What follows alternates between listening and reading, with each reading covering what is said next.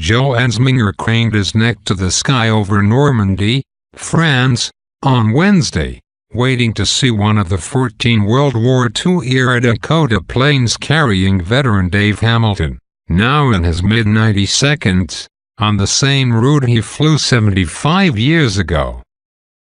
The plane, famously called "That's All, Brother," led 800 planes, including one that carried Hamilton, across the English Channel on June 6, 1944. The flight was much less stressful this week. "Wonderful, wonderful flight," Hamilton said. "We had a great time and they gave me the privilege of going in the cockpit, sitting in the right seat. We had a great trip."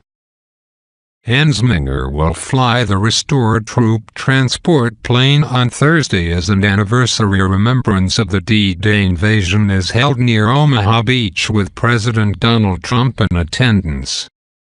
"They did something great when they were young, and then everybody kind of forgot about them and now we bring them back to life," Ensminger said. "We can't do it for them.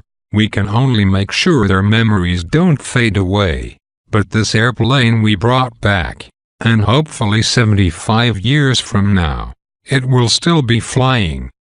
I'll be back in Normandy celebrating the 150th anniversary of the D-Day invasion."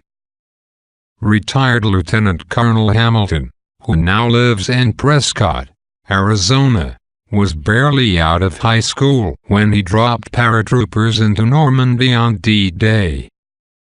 He is the last surviving pilot to drop Pathfinder paratroopers, specialized units that were the first servicemen to parachute in and set up operations support, on June 6, 1944.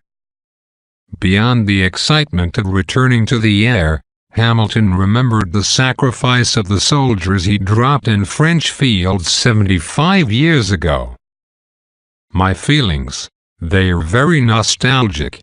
The apple comes up quite often when I start thinking about things, and tomorrow at Colville, at the cemetery, is going to be tough for me," Hamilton said.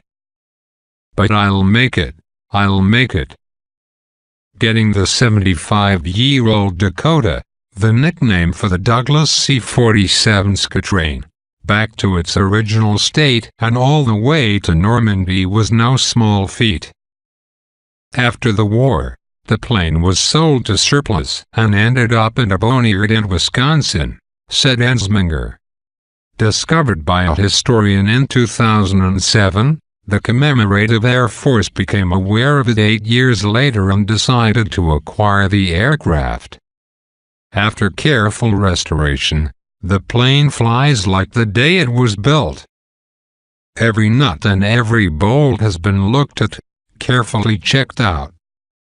If there's any doubt at all, it's been replaced, said Hank Coates, the director of the Commemorative Air Force, so it flies like a brand new C-47. The plane took a 6-week trip, with 4 crews.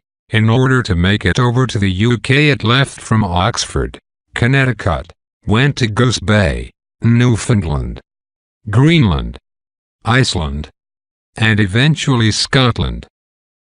26 hours of flying, a lot over water, on an airplane that's 75 years old, Ensminger said. "It's quite a venture, once-in-a-lifetime deal." For Hamilton, it's a second-in-a-lifetime deal. But even more than 7 decades later, the memory is fresh. 75 years doesn't seem that long when you're with this group, Hamilton said. "It's amazing. It brings everything back, and yet it doesn't seem like it was that long ago."